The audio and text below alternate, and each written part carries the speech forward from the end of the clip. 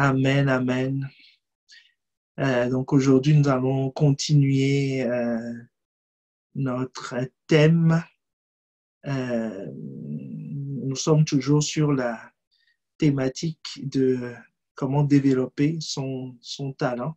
Et depuis la dernière fois, nous avons commencé à accepter le fardeau de Dieu pour développer son talent. Nous avons commencé à comprendre pourquoi nous avons dit d'accepter le fardeau, parce que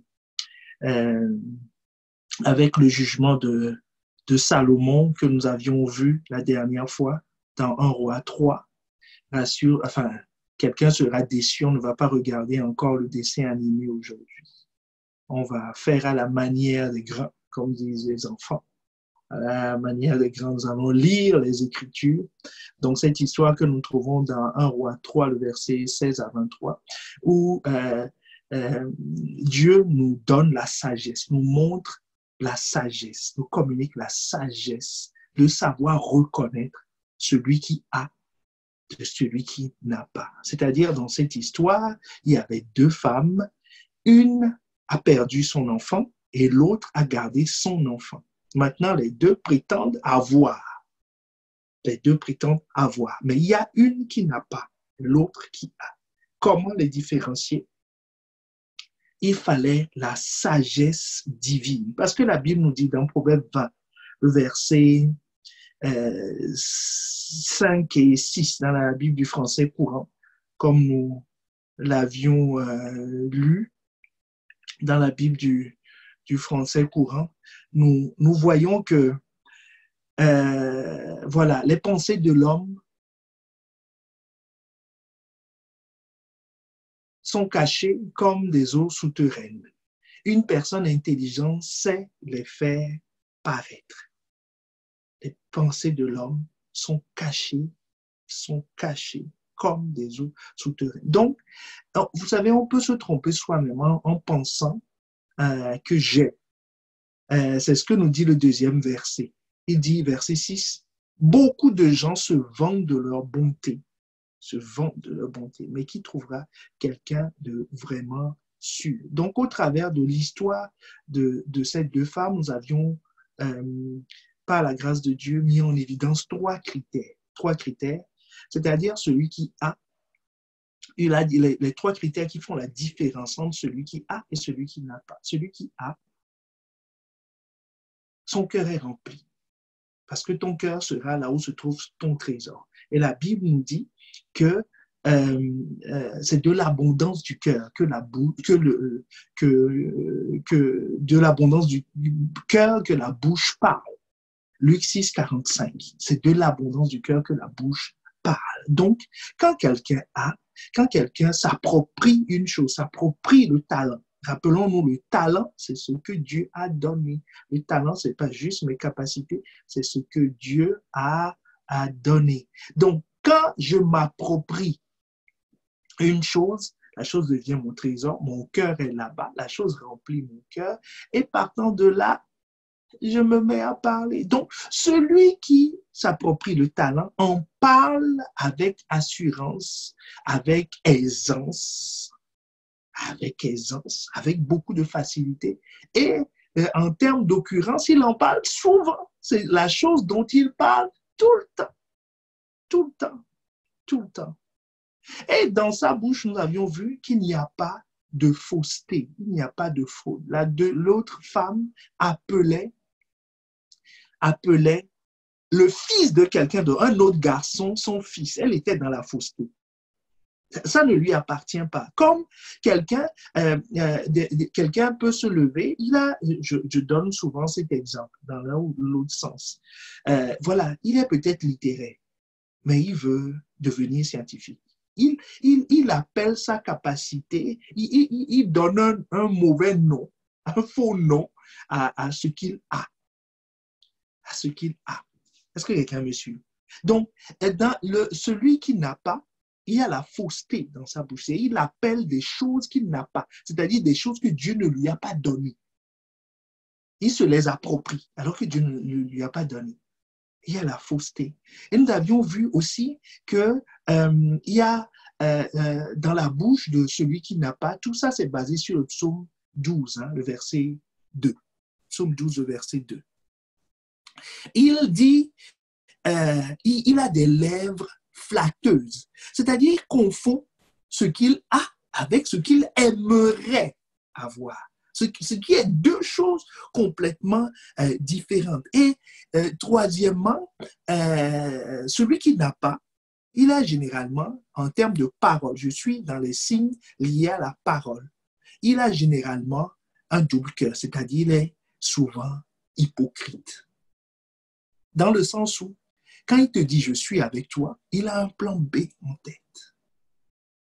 Pierre dit « à qui d'autre irions-nous » ? Tu as les paroles de la vie éternelle. C'est toi qui nous a été donné. Nous n'avons pas de plan B. Nous n'avons pas de plan B. Il fait semblant d'être avec toi, mais il a un plan B. Il pense à autre chose. Il a un plan B, C. Il y en a qui ont jusqu'à Z. Si l'alphabet pouvait être plus, ils en auraient. Est-ce que quelqu'un me suit? Mais celui-là, il n'a pas. Parce que dans la Bible nous dit quoi? Psaume 36, le verset 3. Les paroles de sa bouche sont fausses et trompeuses. Il renonce à agir avec sagesse, à faire le bien. La Bible nous dit, celui qui utilise un de ces outils, parce que c'est des outils, la fausseté, les lèvres flatteuses, l'hypocrisie, celui qui est dans cette catégorie, en fait, il renonce à agir avec sagesse. Or, nous avons besoin de cette sagesse. C'est cette sagesse qui nous guide. Donc, il renonce à la sagesse divine. Parce que dans la sagesse divine, il n'y a pas de duplicité.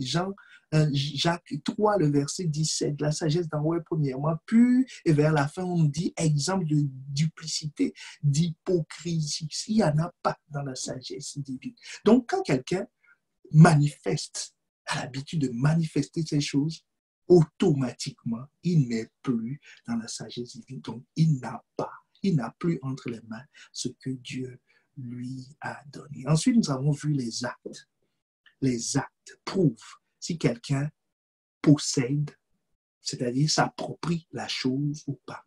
La femme a dit, la femme qui est la mère de l'enfant, celle qui a, elle a dit, je crois que c'est le verset 21 et 22, si on peut nous l'afficher, 21, 22 de 1 Roi 3, 21, 22, elle connaissait bien son enfant.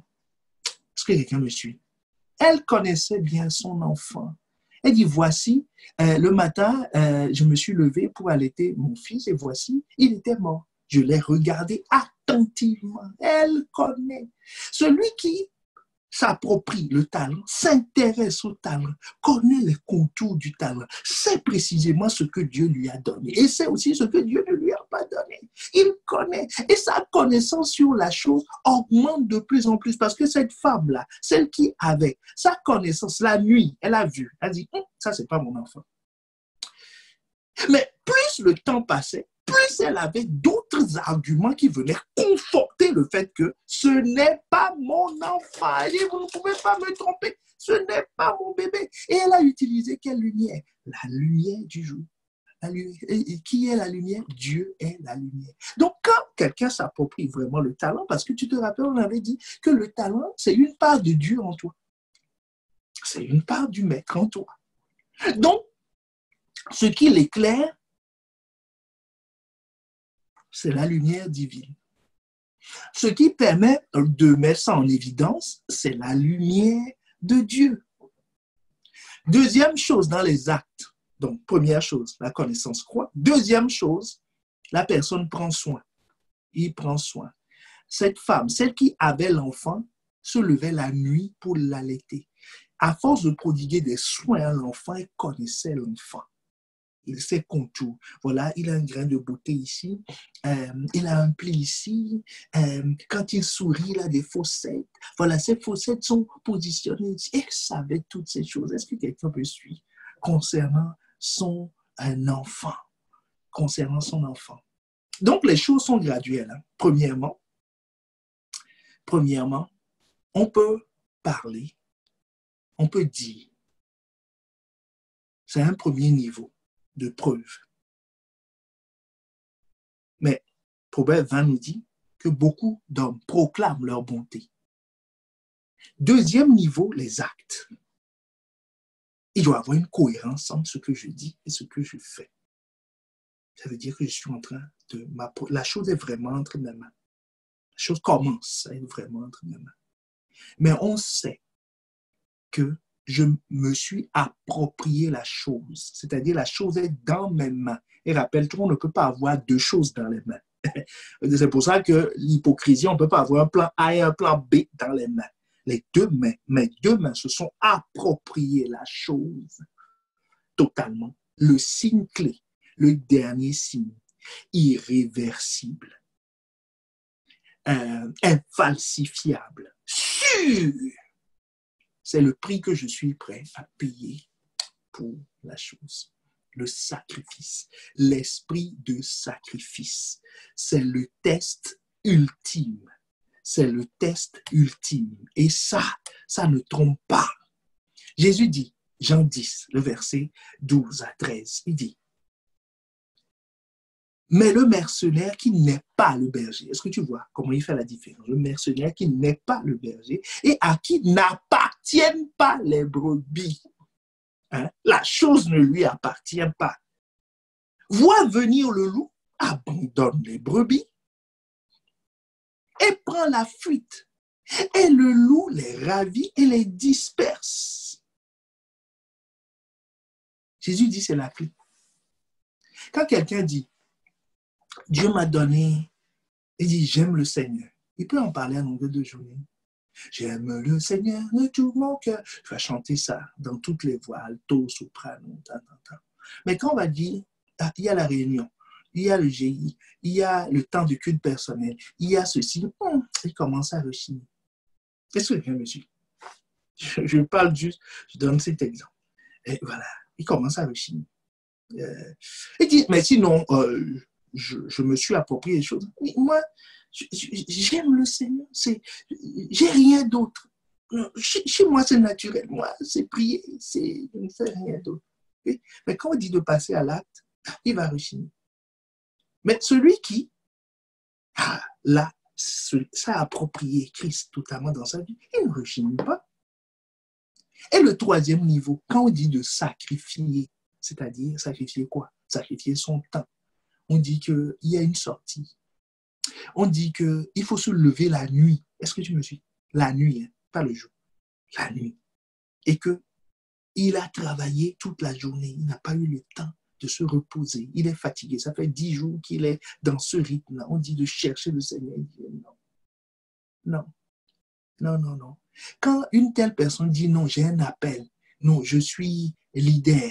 Je conduis un groupe. J'ai des responsabilités, ainsi de suite. Quand il faut se plier en 4 pour s'occuper du troupeau, Jésus dit, quand il voit venir le danger, quand il voit venir la fatigue, quand il voit venir la pression, quand il voit venir ceci, il s'en va. Les gens disent, j'ai un talent. J'ai un talent. Par exemple, moi, j'ai un talent, quoi, en musique. Il dit non, moi j'aime beaucoup la musique. On dit, qu'est-ce que tu vas faire plus tard? Je vais devenir chanteur. Alléluia, gloire à Dieu. Alléluia, gloire à Dieu. Bon, ça, c'est dans la bouche. Maintenant, il faut passer aux actes. On dit, il faut prendre des cours de chant. Il dit, non, moi, je veux chanter comme Esther Dorigo, par exemple. Voilà. On dit, tu veux vraiment chanter comme ça? Dis-moi, je m'imagine être devant le public à Boissy comme Marianne. Alléluia, gloire à Dieu. Donc, on dit, bon, maintenant, il faut passer à l'acte. Tu vas chanter. Tu vas chanter quoi? Do, ré, mi, fa, sol, la, si, do. Dis, non. Non, non, non, non, non. On ne peut pas commencer par le chant tout de suite. Non, on dit non.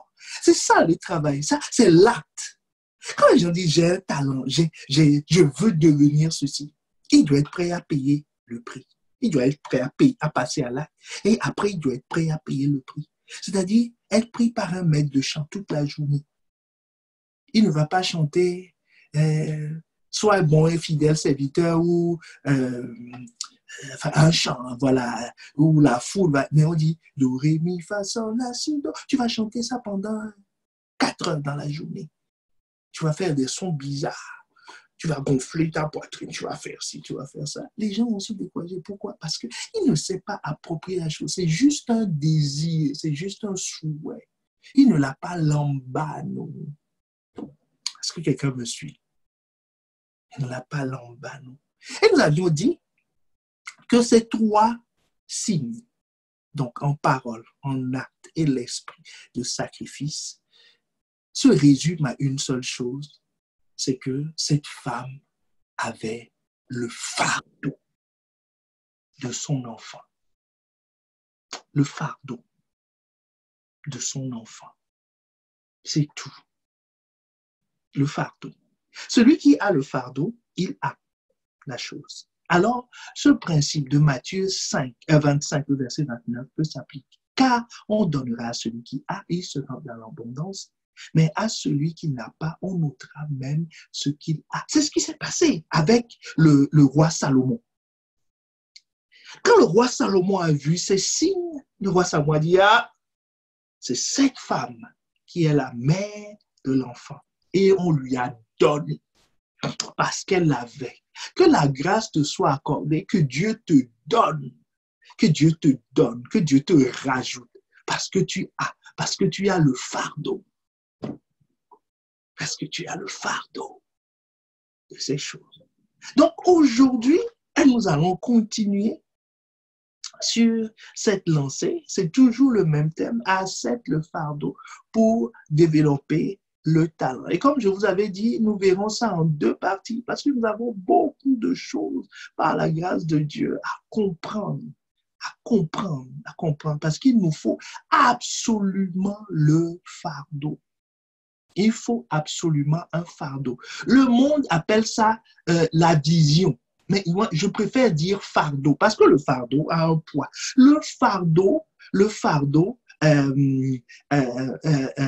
comme Jésus dit, on peut nous trouver le verset, comme Jésus dit, le zèle de ta maison me déborde. C'est un fardeau. Jésus a un fardeau. Jésus a un fardeau. Dans Luc 2, on lui demande, ses parents lui disent, mais on te cherche. Il dit, mais ne savez-vous pas? Je dois m'occuper des affaires de mon père. Il dit, c'est ça mon fardeau. Donc, Jésus a un fardeau. À 12 ans, il reconnaissait le fardeau. Ce fardeau l'a conduit. C'est ce fardeau qu'il a amené dans Matthieu 3,15 que nous avions étudié dans l'étude biblique la semaine dernière. La semaine dernière. Quand il disait que il faut que nous fassions ce qui est convenable, ce qui est juste dans la version Louis II. Il faut que nous fassions. Il avait un fardeau. C'est ce fardeau qu'il a amené dans le temple à prendre un bâton, à renverser les tables, à s'attaquer aux commerçants, au commerce, pas aux gens, mais au système politique, militaire, économique, qui empêchait les gens d'avoir accès à la présence de Dieu. Il y a un zèle en lui. Il dit, c'est ça le fardeau. Il y a quelque chose qui me presse. Il dit, je ne peux pas m'arrêter. Comme il y avait quelque chose qui pressait cette femme. Et ça la pressait tellement qu'elle se dit, écoute, je préfère ne pas voir mon nom écrit sur l'acte de naissance de l'enfant et l'enfant en vie, plutôt que de laisser cet enfant mourir. Alors que l'autre qui n'avait pas, elle n'a pas le fardeau. Elle dit, bon, ben c'est tout, ce sera bien fait pour toi. Moi, le mien est déjà mort. Comme ça, le tien aussi, il va mourir. Et puis, kiff, bourricot, ben voilà, on recommence, on remet la balle à terre. Mais la mère ne peut pas supporter ça. Bien aimé, la mère ne peut pas supporter ça. Jésus ne pouvait pas supporter qu'on touche à la maison de son père. Il dit non. Jésus ne peut pas supporter qu'on ne donne pas accès, que les hommes, il dit laissez venir à moi. Laissez venir à moi les petits enfants. Il ne supportait pas que quelqu'un bloque l'accès à Dieu. Pourquoi? Parce qu'il a un fardeau pour Dieu. Bien aimé, tous les serviteurs de la Bible, nous allons faire un petit tour de quelques serviteurs. Tu vas voir que ce qui les caractérise, c'est qu'ils ont un fardeau. Jésus a un fardeau. Quel fardeau? Genèse 1, 26 à 28. La Bible dit, faisons l'homme à notre image, selon notre semblance, pour qu'il domine. C'était le plan. Nous faisons l'homme pour qu'il domine.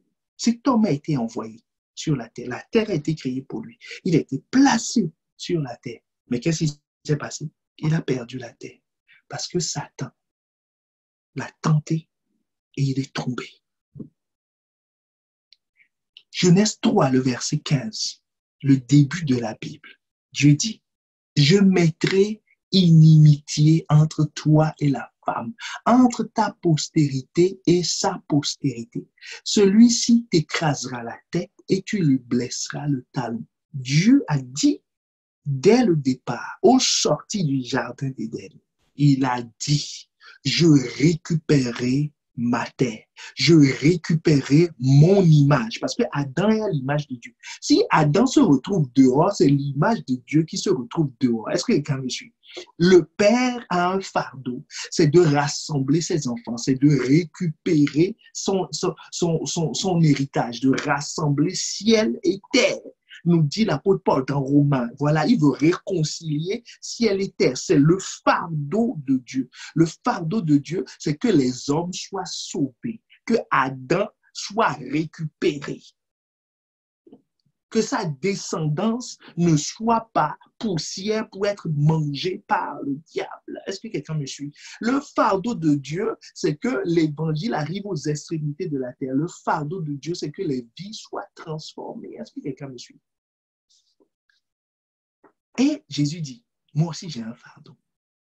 Quel fardeau? Il dit, c'est de moi dont on parlait dans Genèse 3, le verset 15. Quand on dit, je mettrai inimitié entre toi et la femme, entre ta postérité et sa postérité, celle-ci t'écrasera la tête, tu lui blesseras le talon. C'est qui va écraser la tête? Il dit, c'est moi. Écoute ce que Jésus, la Bible nous dit de la mission de Jésus concernant le fardeau de Jésus. Est-ce que quelqu'un me suit? Le fardeau de Jésus. Jésus dit dans Hébreux 10, verset 4 à 10, il dit, car il est impossible que le sang des taureaux et des boucs ôte les péchés. C'est-à-dire depuis Genèse 3, 15, il est impossible que le sang des taureaux et des boucs ôte les péchés. C'est pourquoi Christ, entrant dans le monde, dit, tu n'as voulu ni sacrifice, ni offrande, mais tu m'as formé un corps. Tu n'as agréé ni holocauste, ni sacrifice pour le péché. Alors j'ai dit, je viens, voici je viens. Dans le rouleau du livre, il est question de moi. Tu vois, dans le rouleau, il est question de lui. Il dit, pour faire au Dieu ta volonté. Après avoir dit d'abord, tu n'as voulu et tu n'as agréé ni sacrifice, ni offrande, ni holocauste, ni sacrifice pour le péché, ce qu'on offre selon la loi. Il dit ensuite, voici, je viens pour faire ta volonté. Il abolit ainsi la première chose pour établir la seconde. C'est en vertu de cette volonté que nous sommes sanctifiés par l'offrande du corps de Jésus-Christ une fois pour toutes. Jésus a un fardeau. Il a un fardeau. Quel fardeau? Parce que le Père a dit, je ne veux plus, j'en ai assez du sang des taureaux, des boucs. Parce que ces choses-là n'ôtent pas le péché. Jésus est venu, pourquoi? Son fardeau, c'était quoi? C'est pour ôter le péché du monde. Jean 1, le verset 23. Bien aimé, ne retiens pas les miracles. Les délivrances, le pain, les 5 pains, les 2 poissons. Tu vois, non. Il est venu pour Jean 1, verset 23. Il dit, le lendemain, il vit Jésus venant à lui et il dit, voici l'agneau de Dieu qui ôte le péché du monde. Qui a parlé de péché au début? C'est le Père. Le Père a un fardeau. L'homme a péché. Est-ce que quelqu'un me suit? L'homme a péché. C'est ce problème que Dieu, que la Trinité veut résoudre. C'est ce problème que la Trinité veut résoudre. Jésus a dit, je prends ce fardeau, je descends. Le Saint-Esprit a dit, tu descends? Il dit oui. Le Saint-Esprit a dit, je vais te former un corps. C'est Hébreux 1. Je vais te former un corps. Il lui a formé un corps. Il lui a communiqué la vie. Tu te rappelles, pour que quelqu'un, quand quelqu'un est pris de la terre, comme Adam, pour qu'il soit animé, il faut l'esprit, le souffle de Dieu. Le Saint-Esprit est venu. La Trinité a décidé. Il dit, nous allons résoudre notre fardeau. Notre fardeau, c'est de réconcilier la terre et le ciel.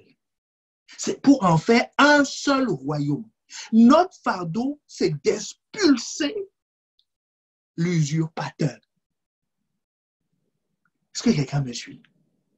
C'est ça le fardeau du Père. Donc Jésus est venu avec ce fardeau.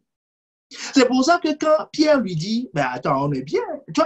Tu viens de dire que je suis Pierre, que tu bâtiras ton église sur Pierre. Hein? Et puis tu dis, je vais aller à la croix, je vais mourir. Jésus dit, arrière de moi. Attends, tu crois quoi? Je suis un transporteur du fardeau du Père. Je suis un transporteur du fardeau du Père. Ça, c'est le cas de Jésus. Pour l'accomplissement, pour préparer la venue de Jésus. Jésus dit quoi aux disciples sur le chemin d'Emmaüs dans Luc 24? Il leur dit, toutes les Écritures parlent de moi. Et il leur montra dans les Écritures que sa venue, ses souffrances, sa mort, sa résurrection sont conformes aux Écritures. C'est pour ça que Jésus lui-même dit, il s'agit de moi dans le rouleau. Dans le rouleau. Donc, dans le rouleau, qu'est-ce qui a suivi après? Il y eut un homme. Que quelqu'un dise, il y eut un homme. Il était une fois un homme qui s'appelait Abraham. Qui s'appelait Abraham. Genèse 12, verset 1 à 3. Nous trouvons son histoire. Dieu l'a appelé. Dieu l'a appelé parce que Dieu lui a dit, hey, écoute, Abraham, viens. Je vais te placer sur la côte, tu vois, tu es un peu vers la région d'Irak, là, vous avez que le golfe Persique. Viens, on va aller sur la Méditerranée, tu vas voir, les vacances sont magnifiques là-bas. Tu vas te bronzer, ainsi de suite. Eh ben non. Dieu lui dit, hey, j'ai un fardeau. J'ai un fardeau à te transmettre. Pour écraser la tête de l'usurpateur, pour réconcilier ciel et terre, j'ai besoin de me créer un peuple. Abraham, allez, quitte ta maison, quitte ton pays, quitte ta patrie, la maison de ton père. Va dans le pays que je te montrerai parce que c'est sur ce champ-là que je vais opérer. Je ferai de toi une grande nation. Je te bénirai. Je rendrai ton nom grand. Tu seras une source de bénédiction. Donc, quelle est sa mission? Est-ce que c'est son fardeau? Ce n'est pas son fardeau, ce n'est pas le fardeau d'Abraham, c'est le fardeau de Dieu qui lui a été transféré. Est-ce que quelqu'un me suit? Ça lui a été transféré. Ce n'est pas Abraham qui dit, tiens, qu'est-ce que je vais faire de ma vie? Et si j'étais une source de bénédiction? Et si je faisais des enfants? Si je me créais une lignée, ainsi de suite? Non, pas du tout. Il a reçu le fardeau de Dieu. Le fardeau de Dieu. C'est Dieu qui a ce fardeau dans le cœur. Et Dieu l'a fait venir. Regarde. Genèse 18, verset 18 à 21. Là, la Bible nous montre que sa relation, ses bénédictions, tout ce qu'il va vivre, sa protection, tout ce que tu vas avoir sera lié au fait que tu transportes le fardeau de Dieu. Celui qui est transporteur de fardeau est un homme de haute valeur, sur lequel Dieu veille. Tout le regard du ciel est tourné sur lui parce qu'il transporte quelque chose de précieux. Regarde, on va sauter au verset 17. Il dit, alors l'Éternel dit, cacherai-je à Abraham ce que je vais faire? Écoute bien les raisons pour lesquelles Dieu dit ça. Dieu dit, je ne peux pas lui cacher quelque chose parce que c'est quelqu'un qui m'est cher. C'est quelqu'un qui m'est cher. Verset 18, Abraham deviendra certainement une nation grande et puissante. Et en lui seront bénies toutes les nations de la terre. Il dit, c'est lui qui va engendrer le peuple au travers duquel je vais accomplir mon fardeau. Je vais atteindre mon objectif. Je vais accomplir ma vision. Est-ce que quelqu'un me suit? Il dit, c'est lui. Il dit, c'est un homme de grande valeur. Il transporte mon fardeau. Il regarde, il a déménagé, il est venu ici. Ça fait longtemps qu'il attend que sa femme ait un enfant. D'ailleurs, c'est pour ça qu'on vient de lui rendre visite. Il transporte mes fardeaux. Il accepte mon fardeau. Verset 19, car je l'ai choisi afin qu'il ordonne à ses fils et à sa maison, après lui, de garder la voie de l'Éternel en pratiquant la droiture et la justice, et qu'ainsi l'Éternel accomplisse en faveur d'Abraham les promesses qu'il lui a faites. Il dit, mais c'est lui, c'est un homme de haute valeur. Pourquoi? Parce qu'il transporte mes fardeaux. C'est pas un carriériste. Il n'est pas en train de m'utiliser. Il n'est pas juste là pour que je le bénisse. Il n'est pas juste là pour que je multiplie ses vaches. Il n'est pas juste là pour que je le marie. Il n'est pas juste là pour ceci. Il dit, mais c'est un homme important parce qu'il transporte mes fardeaux. Donc il dit, je ne peux rien faire dans le secteur sans passer voir mon ami Abraham. Est-ce que quelqu'un veut être l'ami de Dieu? Transporte le fardeau de Dieu. Cacherais-je quelque chose à mon ami? C'est pas possible. Il transporte mon fardeau. C'est un homme important pour moi. Est-ce que quelqu'un me suit? Après Abraham, il y a Moïse. Moïse. Tout le monde se rappelle de Moïse qui partage la mer Rouge en deux, qui fait ceci, qui fait cela. Mais sa carrière n'a pas commencé par. Dieu ne vient voir personne pour lui dire, mon ami, je te donnerai 10 enfants.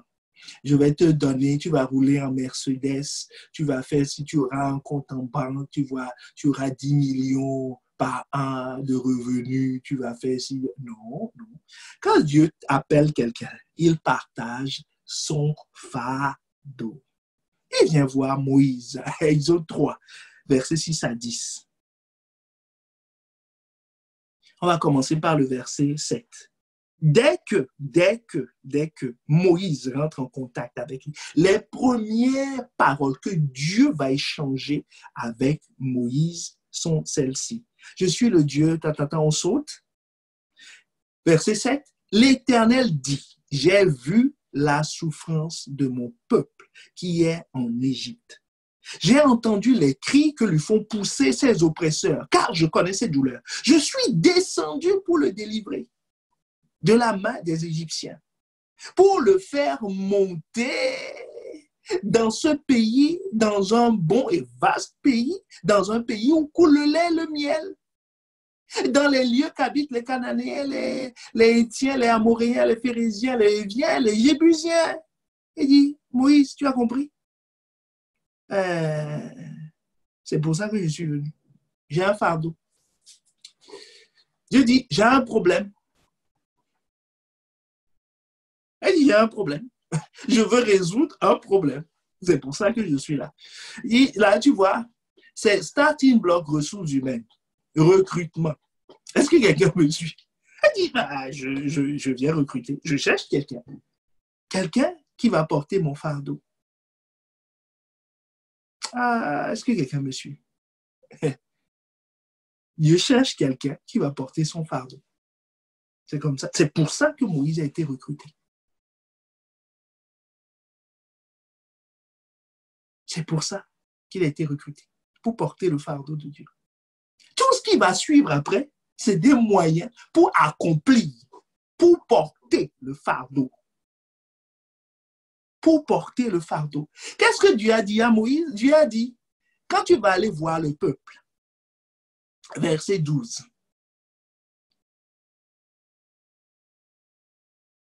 tu vas leur transmettre le fardeau aussi. Donc, le rôle de Moïse, c'est de transmettre.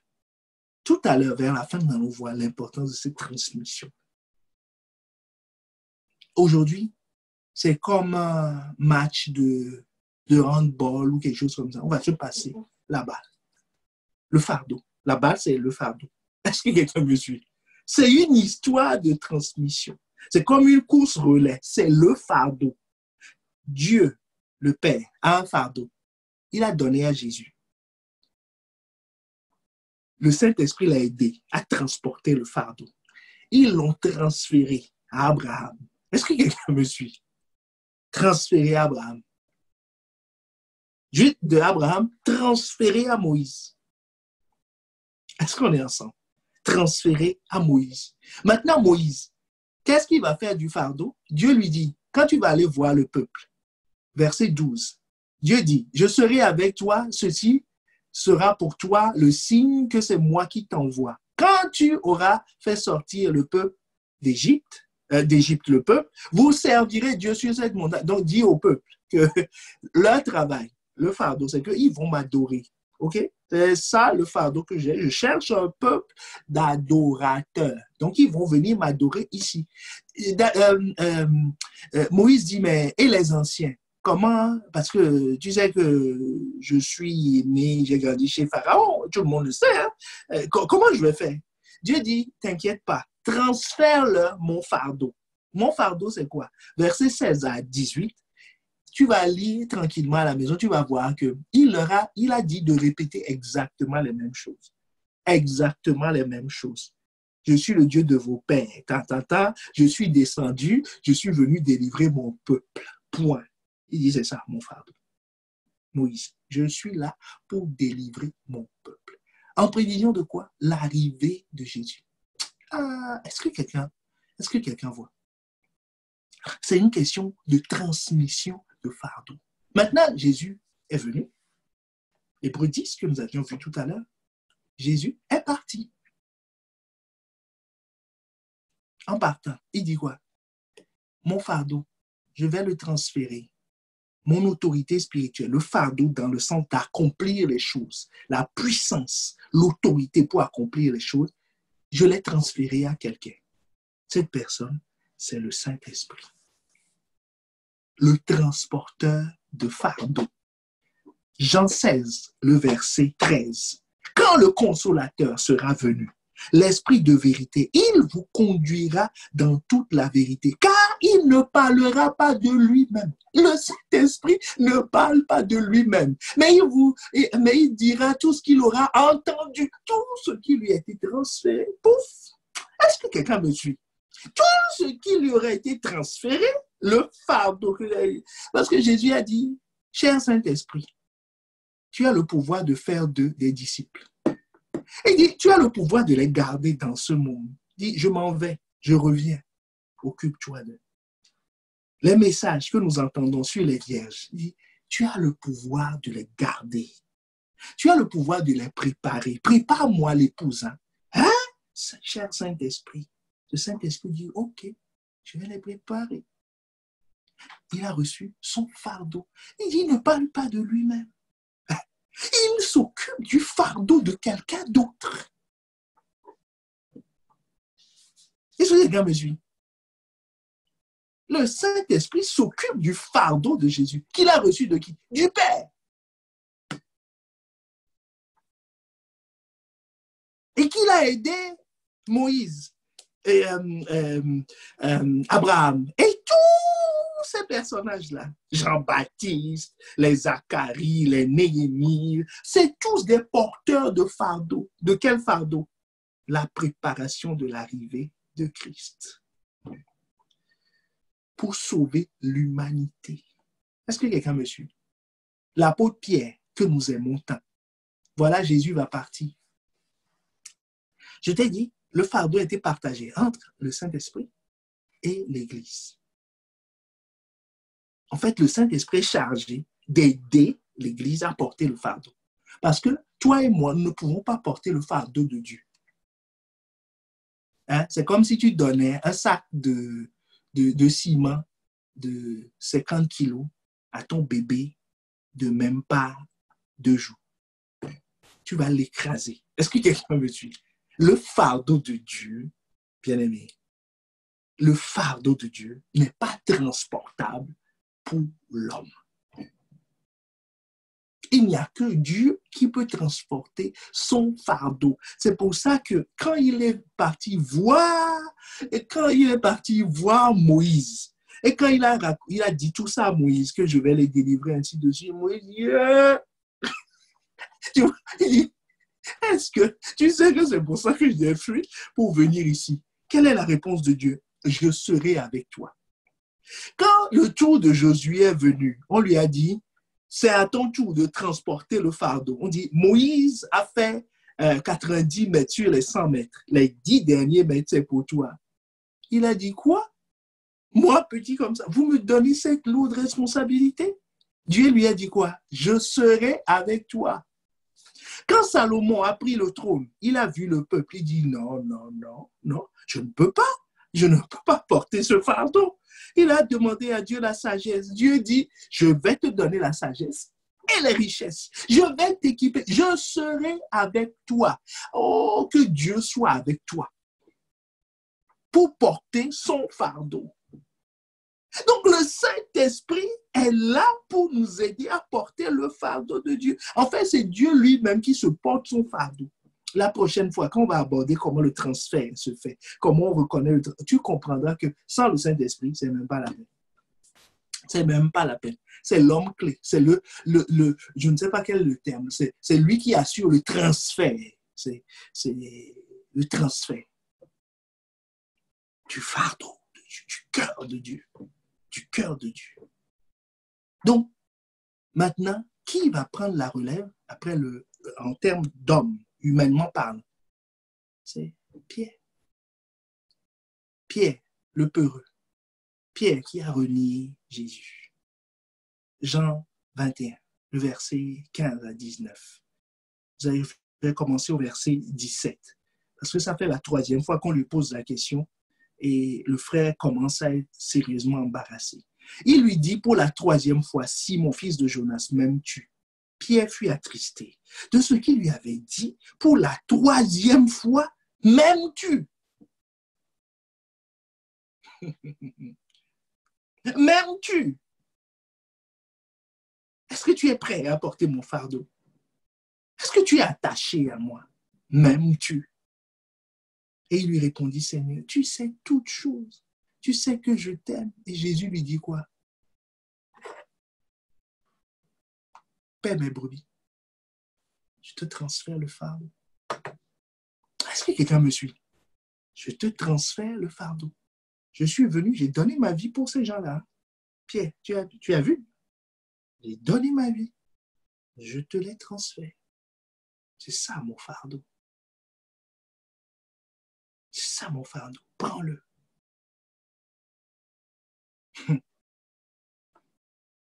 L'apôtre Paul a suivi. 1 Corinthiens 9, le verset 7, il dit, si j'annonce l'évangile, normalement ce verset, j'imagine la version lilloise du verset. Paul dit aux gens, il dit, hé les gars, je vais vous dire une chose, ça reste entre nous. Si j'annonce l'évangile, ce n'est pas pour moi un sujet de gloire, car la nécessité m'en est imposée. Il dit, les gars, j'ai pas le choix. J'ai pas le choix. C'est le fardeau qu'on m'a donné. Est-ce que quelqu'un voit la confidence de Paul? Il dit, je vais vous dire la vérité, les frères. Je vous dis la vérité. Car la nécessité m'en est imposée. Et malheur à moi. Malheur à moi. Si je n'annonce pas l'évangile, il malheur à moi. Il dit, c'est chaud. J'ai un fardeau. J'ai pas le choix. J'ai un fardeau. Je dois faire ce travail. On dit jusqu'à quand? Il dit jusqu'à maman. Je dois transporter le fardeau. Est-ce qu'on est ensemble? Celui qui transporte le fardeau, ça peut même devenir son nom. Barnabas, fils d'exhortation. Acte 4:36. Joseph, surnommé par les apôtres Barnabas, ce qui signifie fils d'exhortation. Lévite originaire de Chypre. C'est son fardeau dans l'Église. Il exhorte. Nous avons étudié son cas dans les études bibliques. Partout où il passe, fils d'exhortation. Il encourage. Il encourage. Il encourage. C'est lui qui a pris Paul, qui l'a encouragé, il a été son mentor. Il a aidé à devenir ce que Dieu voulait qu'il soit, ainsi de suite. Il prend tout le monde, il encourage. Il prend son argent, il donne pour encourager l'œuvre. Fils d'exhortation, c'est son fardeau. Est-ce que quelqu'un me suit? C'est son fardeau. Donc, avant toute chose,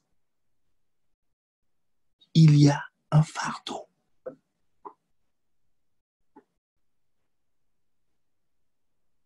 Il y a un fardeau. Dieu a un fardeau. Dans la parabole du semeur, le maître en partant avait un fardeau. Son fardeau, c'est quoi? C'est que ses richesses produisent, augmentent. C'est son fardeau. Le troisième ne l'a pas compris. Les deux premiers l'ont compris. Que notre maître, il a un fardeau. Nous devons être les transporteurs de son fardeau. Nous devons, quand il nous donne ce qui est à lui, quand il nous donne le talent, il a un fardeau. Il a un objectif. Il y a quelque chose qui lui tient à cœur. Le talent est un moyen pour atteindre, pour soulager un fardeau, résoudre un problème. Est-ce qu'on est ensemble? Il a un fardeau. Alors, qui actuellement sur la terre a tout le fardeau de Dieu? Quand je dis actuellement, à qui Dieu a transféré le fardeau? C'est Christ. Bien aimé, t'inquiète pas, on est sur les talents, le développement des talents. Tout à l'heure, tu vas comprendre pourquoi nous passons par le point de fardeau. Dans un premier temps, nous sommes en train de comprendre, d'établir que tout ce que Dieu fait a un but. Et ce but-là, le monde l'appelle la vision. Dans une entreprise, ce dont on parle là, c'est la vision de l'entreprise. Coca-Cola a pour objectif de produire des boissons gazeuses. C'est la vision de l'entreprise. Maintenant, tous les moyens de cette entreprise seront orientés dans ce but. Coca-Cola ne va pas aller acheter des puits de pétrole. Ce n'est pas dans son but, ce n'est pas dans sa vision. Est-ce que quelqu'un me suit? Dieu veut réconcilier la terre et le ciel. Dieu veut récupérer les hommes parce que les hommes sont à son image. C'est ça son but. Alors, quiconque veut être avec lui doit faire la même chose que lui, c'est-à-dire rassembler. Est-ce qu'on est ensemble? Il y a un verset que Jésus utilise. Jésus dit, Matthieu 12, 30. Le MCI un peu suivre avec nous. Matthieu 12, 30.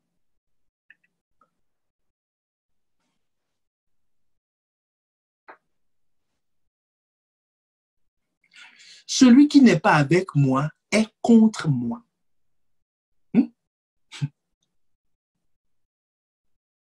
Et celui qui n'assemble pas avec moi disperse.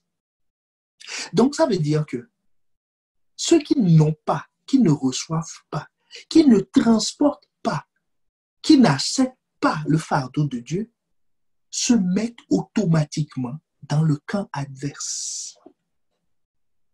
Et je ne sais pas si quelqu'un réalise, si quelqu'un capte la révélation. Celui qui accepte le fardeau de Dieu, comme nous l'avions vu dans le cas d'Abraham, Dieu l'appelle comment? Mon ami. Est-ce que quelqu'un me suit? Qui veut devenir l'ami de Dieu? Devient un transporteur de son fardeau. Jésus dit, celui qui n'est pas avec moi est contre moi. Est contre Dieu. Il dit oui, c'est possible. Comment ça arrive? Quand on n'est pas avec lui, quand on n'assemble pas, quand lui il rassemble, quelqu'un disperse, il dit, ah, ça c'est mon ennemi, je vais le traiter en ennemi. Quand il n'est pas avec moi et qu'il est ailleurs, moi je dis, c'est ça mon fardeau. Lui, il ne prend pas ça comme son fardeau. Il ne pense que mon mariage, mon travail. Ah, il faut absolument que je gagne plus. Là, il faut demander une augmentation. Il faut faire ci. Il faut que j'ai 2 maisons, j'ai 3 maisons, j'ai ceci. Il n'y a que ça qui le préoccupe. Donc, quand moi, je suis focalisé sur sauver des vies, lui, il n'y a que ça qui le préoccupe. Donc, il n'est pas avec moi alors. Puisque la Bible te dit que là où est ton trésor, là sera ton cœur. Donc, il n'est pas avec moi. Puisque moi, mon trésor, c'est de réconcilier ciel et terre, de sauver des vies. Lui, c'est l'argent qui le préoccupe, c'est le mariage, c'est le plaisir de la vie qui le préoccupe. Mais, donc, il n'est pas avec moi. Celui qui n'est pas avec moi est contre moi. Et celui qui n'assemble pas avec moi disperse. Est-ce que quelqu'un me suit? Le quartier général de la volonté du fardeau de Dieu, c'est Christ. Jean 13, le verset 3. Jésus qui savait, écoute bien, Jésus qui savait que le Père avait remis toutes choses. Que quelqu'un dise toutes choses. Toutes choses. Toutes choses entre ses mains. Toutes choses entre ses mains.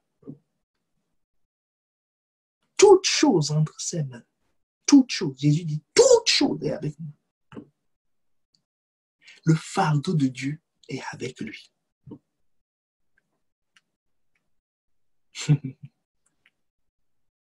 Le fardeau de Dieu est avec Christ. Donc, ça veut dire que si je ne connais pas Christ, si je ne me connecte pas à Christ, si je ne suis pas en union avec Christ, c'est l'étude biblique d'hier, si je ne suis pas en union avec lui, je ne peux pas porter du fruit, du fruit de justice. Ce n'est pas possible. C'est juste pas possible.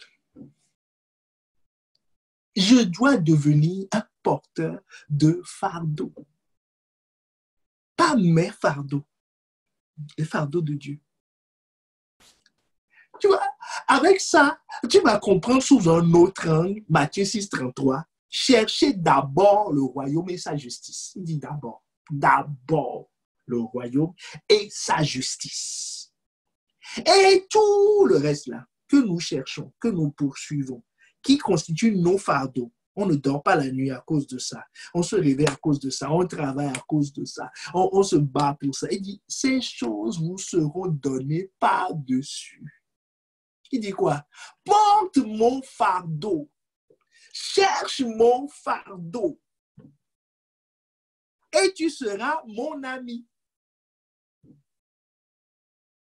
Et quand tu es mon ami, je te fais des largesses. Est-ce qu'on est ensemble? Il dit, porte mon fardeau. Quand j'ai appelé Abraham, c'est Dieu qui dit, quand j'ai appelé Abraham, je lui ai dit, quitte ton pays. Pourquoi?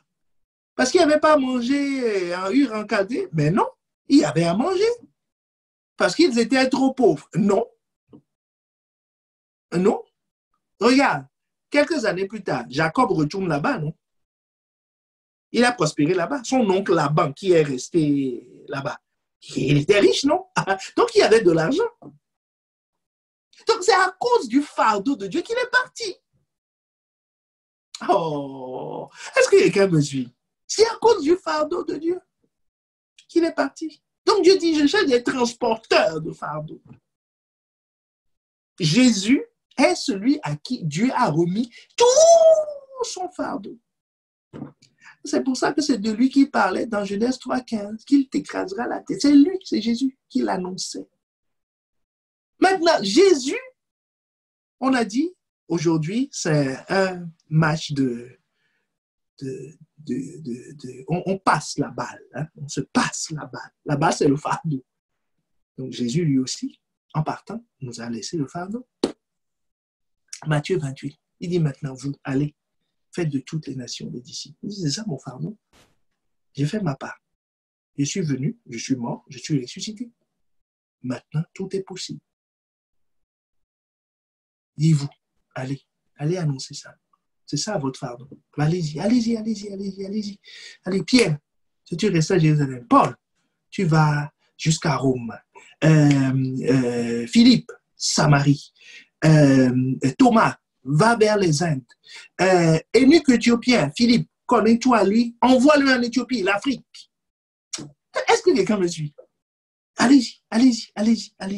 C'est ça mon fardeau. Est-ce qu'il n'avait pas un poste, il n'avait pas du travail à Jérusalem, il n'avait pas une maison à Jérusalem? Il dit oui, mais mon fardeau, allez, répandre la bonne nouvelle du royaume. C'est ça le fardeau du Père. Allez-y.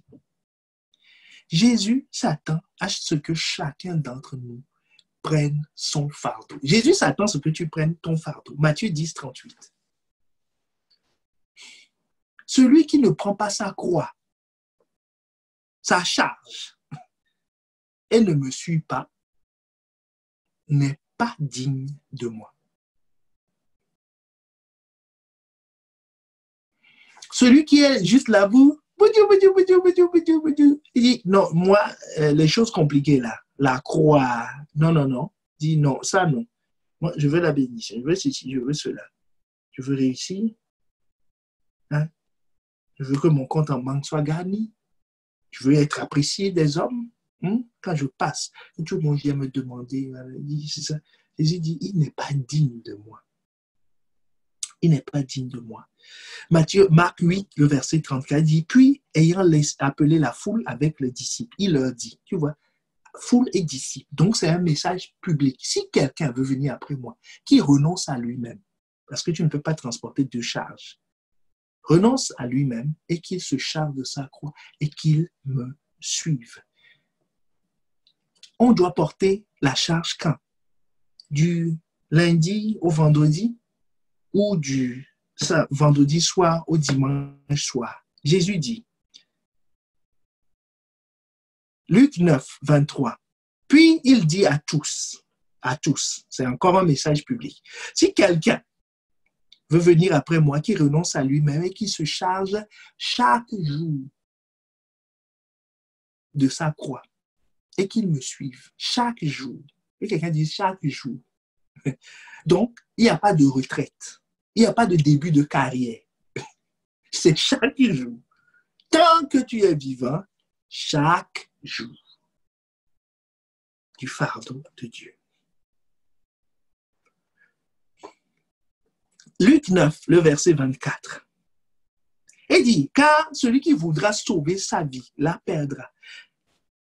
Mais celui qui la perdra à cause de moi la sauvera. Donc, la seule façon d'avoir une récompense, est-ce que quelqu'un me suit? Pour avoir la récompense, pour avoir la vie, pour que la vie, les choses te soient rajoutées, il dit, il faut que tu renonces à tes fardeaux et que tu te charges de mes fardeaux. C'est la seule condition pour être disciple. Luc 14, verset 27. Quiconque ne porte pas sa croix et ne me suit pas ne peut être mon disciple. Donc les disciples, c'est qui? C'est les porteurs de croix, les porteurs de charge. Les disciples, c'est les porteurs de charge de Dieu. C'est les porteurs de charge de Dieu. Et enfin, porter le fardeau de Christ implique, implicite, renoncer à son propre fardeau. Renoncer à son propre fardeau. Donc, si tu veux porter le fardeau de Christ, le fardeau de Dieu, déposé en Christ, transféré par Christ, il faut renoncer à tes propres fardeaux. Marc 10, le verset 21. Jésus n'a regardé les mains et lui dit, il te manque une chose. Va, vends tout ce que tu as, donne-le aux pauvres et tu auras un trésor dans le ciel. Puis viens et suis-moi. Est-ce que quelqu'un voit maintenant la définition de la croix?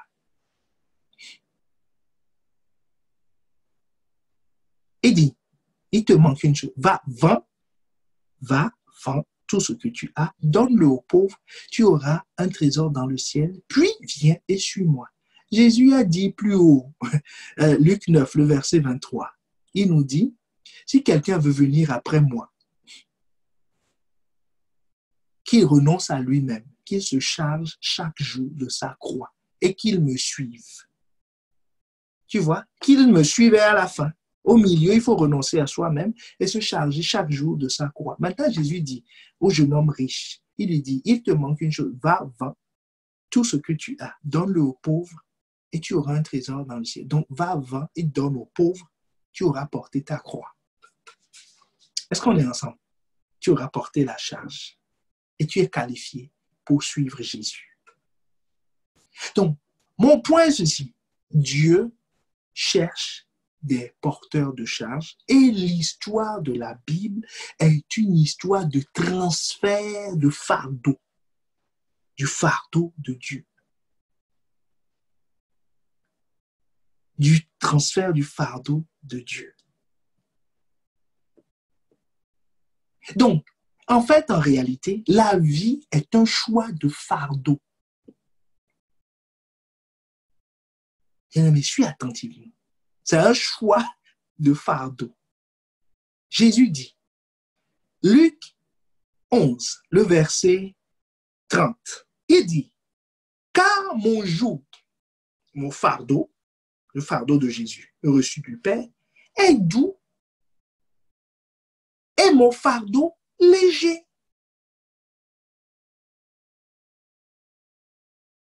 Est-ce qu'on est ensemble? C'est Matthieu 11, Matthieu 11, verset 30. Car mon joug est doux et mon fardeau est léger. Maintenant, verset 28, il dit quoi? Venez à moi, vous tous qui êtes fatigués, chargés, je vous donnerai du repos. Donc, ça veut dire quoi? En dehors de lui, on est fatigué et chargé. Donc, on a aussi un fardeau. Le diable a un fardeau qu'il donne. Mais sauf que tu n'es pas dimensionné pour ce fardeau. Tu n'es pas dimensionné pour chercher à longueur de journée l'argent. Tu n'es pas dimensionné pour chercher à longueur de journée être apprécié des hommes. C'est pour ça que ça t'épuise. Tu n'es pas dimensionné pour chercher à longueur de journée le confort et la tranquillité. Tu n'es pas dimensionné pour ça. C'est lourd, c'est lourd, c'est lourd, c'est très lourd. Tu n'es pas dimensionné pour ça. C'est pour ça qu'il dit, prenez mon joug sur vous, recevez mes instructions, verset 29, car je suis doué, homme de cœur, vous trouverez du repos pour vos âmes. Donc Jésus nous dit quoi? Qu'il y a deux fardeaux dans le monde. Il y a le fardeau que Satan met, et il y a le fardeau de Dieu qu'il transporte, qu'il transfère. Et il dit, ce fardeau est doux et léger. La question c'est, quel type de fardeau veux-tu? Tout est une question de transmission de fardeau. Et c'est ici que les talents rentrent en jeu. Alléluia. Les talents sont les instruments que Dieu donne pour porter le fardeau, pour résoudre son fardeau. L'équipement a été donné pour le talent est au service du fardeau. Est-ce que quelqu'un me suit? Le talent, ton talent est au service du fardeau.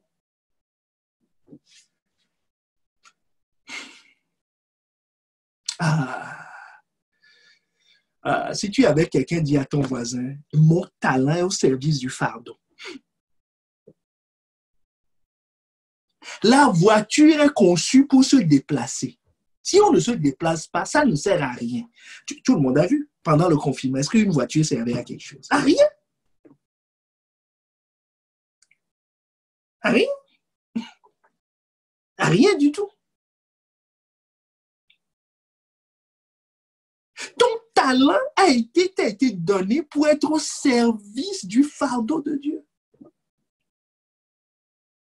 Pourquoi Dieu a fait de Marie une femme? Parce que, pourquoi il lui a donné? Parce que on dit, tout ce que tu as t'a été donné. C'est ça ton talent. Pourquoi Dieu l'a créée femme? Parce que son service, sa contribution pour le fardeau de Dieu, c'est de mettre au monde. Pourquoi tu voudrais qu'il soit un homme? Ben, qu'elle soit un homme. Pourquoi? Est-ce que tu me suis? Pourquoi est-ce qu'elle serait née en Égypte? Pourquoi faire? Son rôle, le fardeau de Dieu, doit passer par elle en Israël, à Bethléem. Pourquoi est-ce que Joseph n'est pas né en Amérique? À l'époque, il devait y avoir des gens en Amérique. Pourquoi il n'est pas né là-bas? Parce que Dieu, le maître, a besoin de lui pour son fardeau en Israël. Il doit être un descendant de David. Est-ce que quelqu'un me suit? Ton talent est au service du fardeau. Pourquoi Esther devait être belle? Parce que le fardeau de Dieu, c'est de délivrer le peuple quand Aman va se lever. Il fallait une fille pour faire ça. Elle doit pouvoir rentrer dans le palais. Et on ne rentre pas dans le palais sur un concours. Enfin, sur un concours écrit, quoi. C'est sur les critères de beauté et de bienséance. Voilà, c'est ça. Donc, elle est équipée de ça. Le talent au service du fardeau. Pourquoi Samson avait reçu la force? C'est pour délivrer.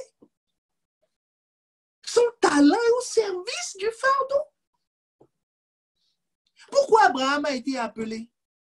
Dieu le dit dans Genèse 18 qu'on a lu. Il dit, je le connais, j'ai posé en lui. C'est un homme qui peut transmettre mes lois, qui peut transmettre ma justice aux générations futures. Parce que chez Abraham, on dit, Dieu dit qu'il faut circoncire les gens. Il circoncit tout le monde. Esclave, tu es d'accord, tu n'es pas d'accord. On te coupe la cheville. Et Dieu lui dit de chasser Agar et son enfant. Il n'hésite pas. Tonton Abraham, oh. Il dit, quoi? Il faut chasser. Il n'y a pas de problème. Allez, sortez. Vite! Est-ce que quelqu'un me suit? Tout.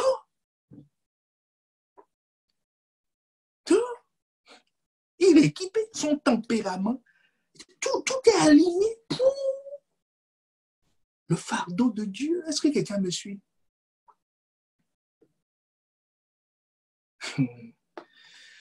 Alléluia. Alléluia. Et donc, tu es prévu pour être un transporteur de fardeau. Sans ça, ta vie n'a pas de sens.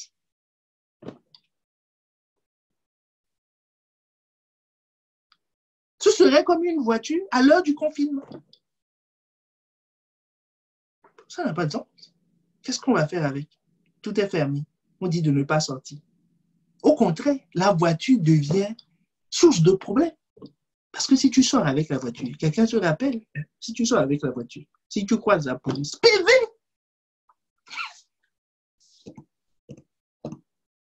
Tu auras un contrôle total. Imagine si ton assurance n'est pas à jour, ceci, plus le PV de ça. Seigneur. Ta facture va... Est-ce qu'on est ensemble? Le talent est au service du fardeau. Bien-aimés, on va commencer. Certainement que nous ne finirons pas aujourd'hui. Je vous l'avais dit. J'espère qu'on finira seulement la prochaine fois. J'espère. Parce que c'est maintenant qu'on descend au creux de l'affaire, l'histoire. Tu sais, première chose, deux principes que nous allons voir concernant tout est question de transmission de fardeau. Dieu a un fardeau transféré à Christ, transféré à nous, avec un équipement appelé talent. Le maître veut des intérêts, il donne talent, un talent, deux talents, 3 talents, 4 talents, 5 talents à son serviteur. Dit, mon fardeau, c'est d'avoir des intérêts. Je vous donne ça. Donc, son fardeau, c'est les intérêts. Le moyen, c'est le talent. Donc, tout ce qui est en toi, de la tête aux pieds, Jésus dit, même vos cheveux sont comptés. Et ils ne tombent pas sans la permission de Dieu. Parce que tout a été fait pour un but. Donc, tu vois, si mes cheveux sont partis, c'est la volonté de Dieu. Alléluia. Parce que j'en ai pas besoin. Est-ce que je me suis? Est-ce que je me suis? Donc, toi qui as gardé les siens, là, est-ce qu'on est ensemble? Donc, tout a été fait. Bon, ça, c'était notre cadre. Voilà. Mais, tout a été fait pour un but.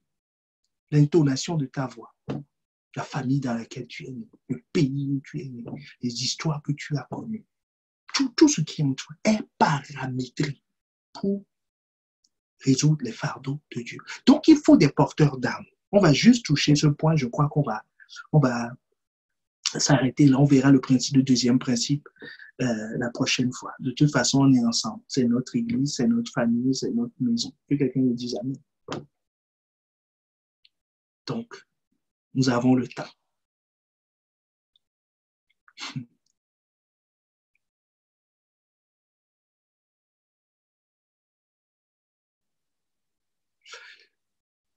Vous savez, Dieu donne des fardeaux à... Maintenant, on a compris le principe du transfert de fardeau. OK? Le fardeau de Jésus sur la terre, il l'a porté en étant soutenu par le Saint-Esprit. Le fardeau de Moïse, il l'a porté en étant soutenu par Aaron, Hur, Josué et d'autres. Ils sont nombreux. Mais regarde ce que son beau-père lui dit. Je suis en train de parler il faut des porteurs d'armes, c'est-à-dire des gens qui aident à porter le fardeau que Dieu a donné à quelqu'un. Quand Dieu donne un fardeau, il appelle des gens. C'est ça qui va donner un sens à ton talent. Bien-aimé, Seigneur, aide-nous. Exode 18, le verset 17. Moïse avait le fardeau de pratiquement 6 millions de personnes. Qu'est-ce que je dis? 600 000 personnes. Lui seul. Il était ministre de la Défense, ministre de la Justice, ministre de ceci, ministre. C'est lui le gouvernement. Il faisait tout. Ministre des Affaires matrimoniales. Voilà. Il ne savait même pas comment il faisait. Verset 17. Le beau-père de Moïse lui dit, ce que tu fais n'est pas bien. Ce que tu fais n'est pas bien. Verset 22, il lui dit, qu'ils portent devant toi toutes les affaires importantes, qui se prononcent eux-mêmes sur les petites causes. Mon point est la fin du verset. Allège ta charge. Que quelqu'un dise, allège ta charge. Et qu'il la porte avec toi. Donc, dans l'œuvre, dans une maison, dans une famille, Dieu est un... Il faut comprendre que Dieu raisonne un transfert de charge, de son fardeau à lui. Le mariage, et quelqu'un va être déçu. Le mariage, quand Dieu dit il n'est pas bon que l'homme soit seul, est-ce que tu crois que c'est parce que Dieu est un lover ou il veut transformer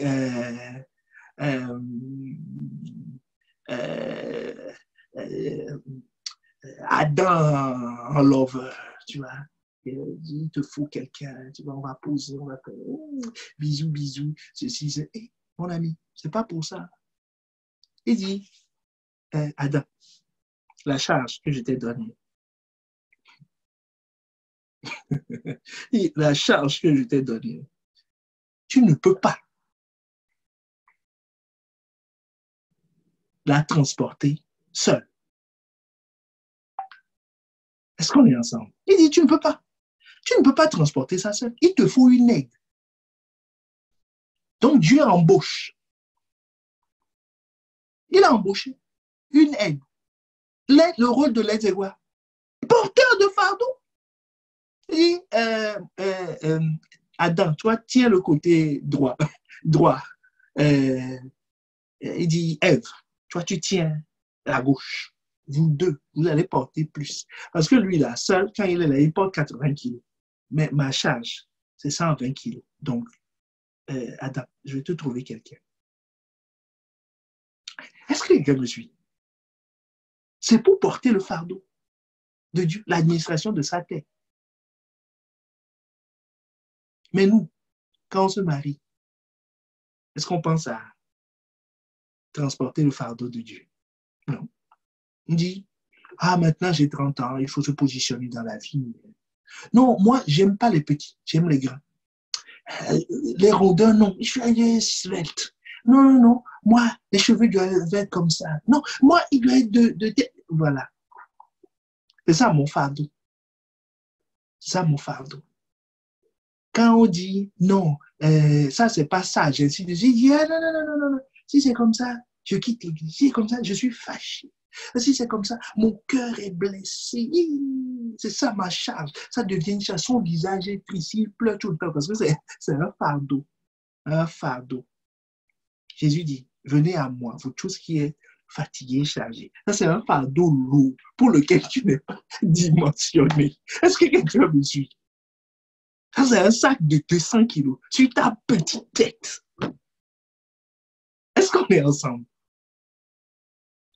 Donc, le principe du porteur de fardeau est institué par Dieu. Et Moïse l'a négligé. C'est pour ça qu'il se lève tout seul et il fait la justice, la défense, l'économie, tout ça jusqu'au soir. Son beau-père lui dit, non, non, non, tu ne peux pas continuer comme ça. Il te faut des porteurs de fardeau. Des gens qui ont des talents en matière de justice. Des gens qui ont des talents en maniement d'armes. Des administrateurs. Tu as besoin de porte-parole. Est-ce qu'on est ensemble? Aaron. Tu as besoin de prophétesse. Tu as besoin de prêtres. Donc Dieu dit quoi? J'ai distribué les talents. Pouf, pouf, pouf, pouf, pouf. J'ai distribué les talents. Il y a Bethsalel, regarde. Je lui ai donné un talent. Son talent va servir à quoi? À porter la charge. Je t'ai dit de me construire un tabernacle. Est-ce que tu es architecte? Mais c'est ta charge. Parce que si le temple n'est pas construit, tu auras un problème avec moi. Mais Dieu, je ne suis pas architecte. Dieu dit, il n'y a pas de problème. Moi, j'ai distribué les talents. J'ai prévu. Il y a un talent qui est prévu. Chaque fois que je parle de fardeau, il dit, j'ai remis un talent à quelqu'un pour ça. Il y a quelqu'un quelque part qui est capable de faire ça. Et je l'amène. Il dit, c'est ma responsabilité de l'amener. Bien aimé, quand Dieu t'a amené, est-ce que tu sers ton talent? Est-ce que ton talent sert à l'avancement de l'œuvre? Est-ce que ton talent sert à porter la charge du ministère? Est-ce que ton talent nous sert? Le pasteur Yvan a dit une chose il y a quelques années en arrière, ça m'a vraiment marqué. Il disait qu'il fallait faire une campagne d'évangélisation, qu'il fallait distribuer des tracts, ainsi de suite. Donc, nous, à l'époque, il y avait l'ICC, c'était juste Paris. Donc, on allait à Paris. Et quand on est allé, nous, on est venu de Lille à Paris et les Parisiens ne sont pas venus. Et son cœur était affecté, bien aimé. Toutes ces choses-là, aujourd'hui, dans le ministère, je commence à comprendre certaines souffrances des pères. Quand les pasteurs disent que c'est pas... Je commence à comprendre. Il dit, le dimanche, il disait, waouh, Il dit, c'est vous qui devez m'aider à obéir à Dieu. Est-ce que quelqu'un me suit? Dieu dit, distribue des traites. Est-ce que lui, il va distribuer des traites dans tout Boissy, Saint-Léger, lui seul, avec sa femme et ses enfants? Ils vont distribuer, ils ne peuvent pas. Il faut des talents que Dieu a prévus, qu'il a déjà distribués. Est-ce qu'on est ensemble? C'est qui? C'est les porteurs d'âme. C'est les porteurs d'âme.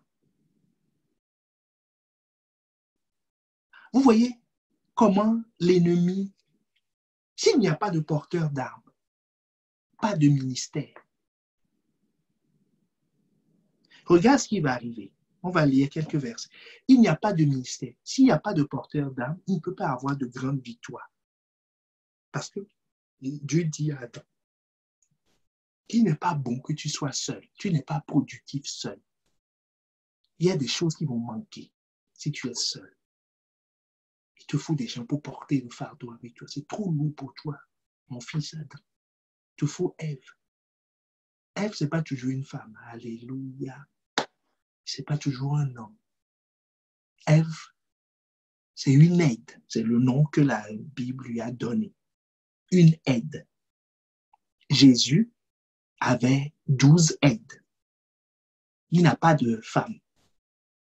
Est-ce qu'on est ensemble? Voilà. Il n'a pas raté sa vie. Si tu peux combiner les deux, alléluia. Est-ce qu'on est ensemble? Une aide. Une aide.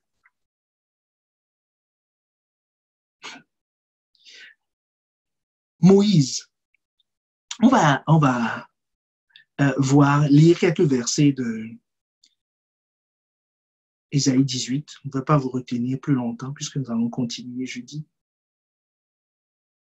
Verset 18. Exode 18, verset 18. Qu'est-ce qui arrive quand on a des gens qui ne veulent pas porter le fardeau? Il dit, tu t'épuiseras toi-même. Tu vas te fatiguer. Et tu épuiseras ce peuple qui est avec toi.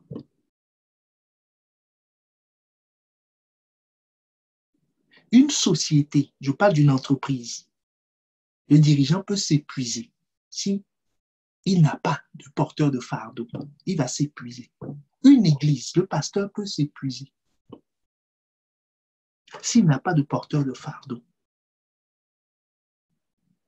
Pas des ouvriers, je dis des porteurs de fardeau, c'est-à-dire ce qui lui a été transféré. Parce que moi aussi, qui vous parle, moi aussi j'ai reçu un fardeau. Un certain homme appelé Yvan Castagne a un fardeau. Est-ce que quelqu'un me suit? Nous a appelés. On s'est assis. Il nous a imposé. On dit, je vous transfère la charge pastorale. C'est devenu notre fardeau. Nous aussi, nous appelons des gens, nous leur transférons le fardeau. Disant, toi, occupe-toi de ça. Toi, occupe-toi de ça. C'est le fardeau que j'ai reçu. Je ne l'ai pas fabriqué. Lui non plus n'a pas fabriqué derrière sa maison. Est-ce que quelqu'un me suit? C'est un fardeau qui vient de Christ. Que lui aussi, on lui a transféré. Lui aussi, il transfère. Mais à chacun qui reçoit un bout du fardeau, il a un équipement appelé talent pour l'affronter. Certains sont envoyés dans des milieux. Dieu les envoie dans des milieux. L'Église les envoie dans dit, toi, soit dans le domaine de la finance, soit dans les entreprises pour le nettoyage, il faut un fardeau pour aller là-bas. Le fardeau, ce n'est pas gagner plus d'argent. Le fardeau, c'est le fardeau de Dieu.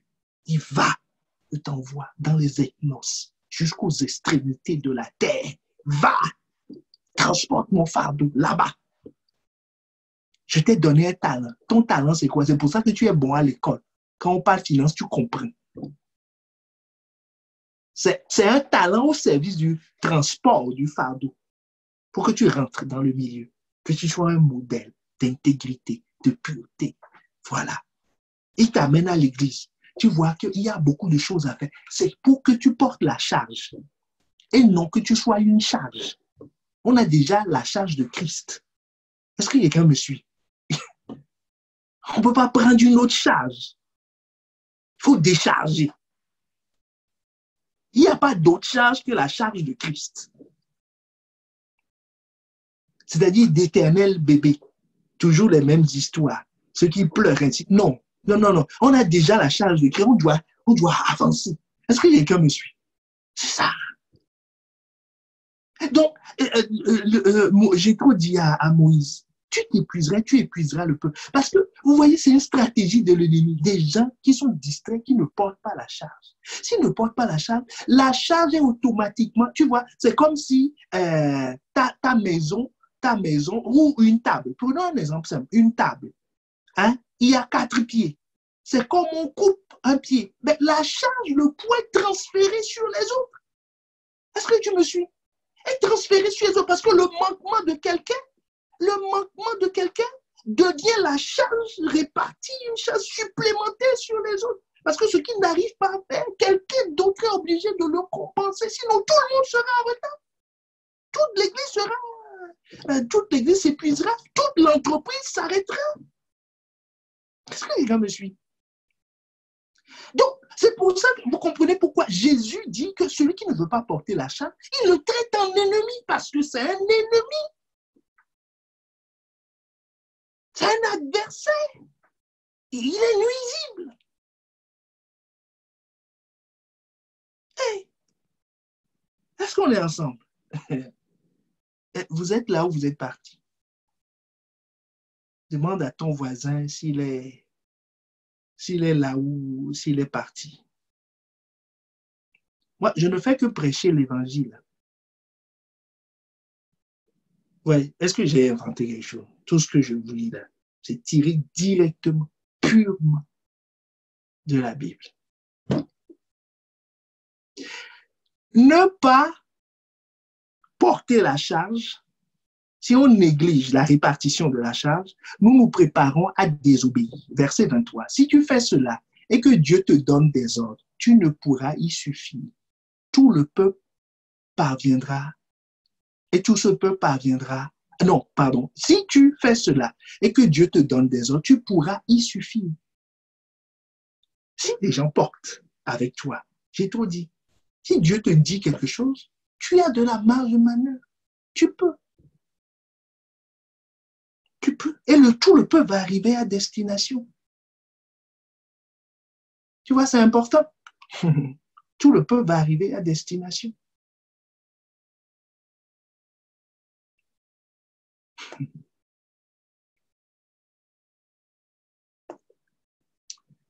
Amen. Est-ce que quelqu'un reçoit quelque chose? Je crois que nous allons nous arrêter là. Nous continuerons la première fois. Non, le premier principe. Dieu a un fardeau qui passe. Qui passe. Là, maintenant, son fardeau, ce n'est plus la venue de Jésus, mais c'est son deuxième retour. C'est son fardeau. Le Saint-Esprit est là pour ça. Le spécialiste en port de fardeau de Dieu. Il équipe, il prépare l'église, il prépare les gens. Voilà. Et il a distribué des dons, des talents à chacun. Pour dire, toi, occupe-toi des finances. Occupe-toi de la sono. Occupe-toi de la vidéo. On va pouvoir diffuser partout. Occupe-toi d'accueillir des gens. Occupe-toi de faire ceci. Toi, je t'envoie de l'argent. Investis dans l'œuvre. Allez, allez. Tout ça, c'est pour que mon œuvre avance. Toi, je t'ai donné trop de choses. Il y a tel frère ou telle sœur ici. Je vous connecte. Soyez ensemble. Mariez-vous en Christ. Que tu puisses dire comme Josué, moi et ma maison, nous servirons l'Éternel.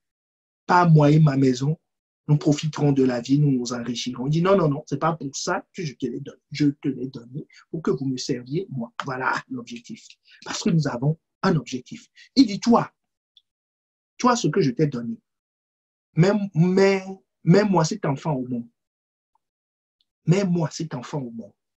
Ça, c'est le type Marisa. Même moi, cet enfant au monde. J'ai besoin de quelqu'un dans 30 ans. C'est toi.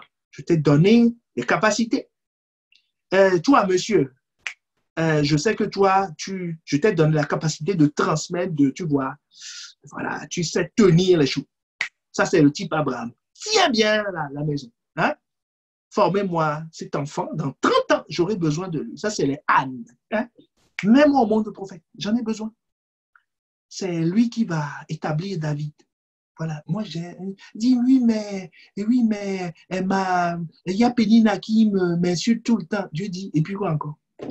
Et puis quoi encore? Je dis, viens prendre mon fardeau. Viens prendre mon fardeau. Puis quoi encore? Pénina, c'est qui Pénina? C'est moi qui vais te donner un fardeau. Donc, elle dit oui, mais bon, d'accord, je vais porter le fardeau. Dieu dit, ok, comme tu as porté le fardeau, je t'ai dit, les rémunérations. Jésus dit, chercher le royaume et sa justice. Et ces choses. Donc, Anna finit sa partie. Elle allait repartir. Dieu dit, viens. Tu voulais combien de garçons et de filles déjà? Elle a dit 2 ou 3. Tu sais, le monde est difficile. Dieu dit 6, allez. Vas-y. Salomon dit, j'accepte de porter le fardeau. Le roi Salomon, j'accepte de porter le fardeau. Diriger ton peuple comme tu veux. Dieu dit, vraiment, hein? Hey, petit Salomon, vraiment, hein? Tu veux vraiment? Il dit oui. Il allait partir. Dieu lui dit, bon, ok, je te donne ça. Il allait partir. Dieu dit, viens. Il te faut de l'argent aussi. Allez, équipement. Vas-y. Va porter le... Que Dieu trouve en toi un porteur de fardeau, bien-aimé.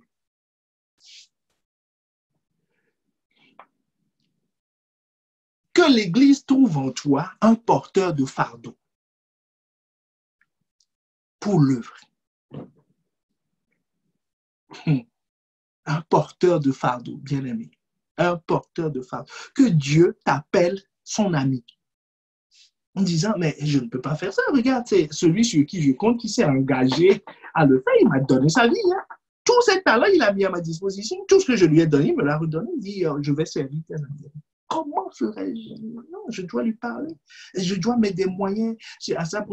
Et quelqu'un veut t'attaquer. Dieu dit, tu vois, comme Abraham, quelqu'un a voulu toucher à sa femme. Il dit, quoi? Qui Abimelech, qu'est-ce qui t'amène à faire ça? Tu ne sais pas que c'est cette femme, par cette femme, que tu ne sais pas qu'elle transporte mon fardeau. Il dit, je vais te tuer. Est-ce que quelqu'un me suit? Dieu dit à Abimelech, je vais te tuer. Tu comprends ça? Je vais te traiter en ennemi. Parce que tu touches à mes oies. Tu touches à ceux qui transportent mon fardeau. Tu sais à qui tu touches?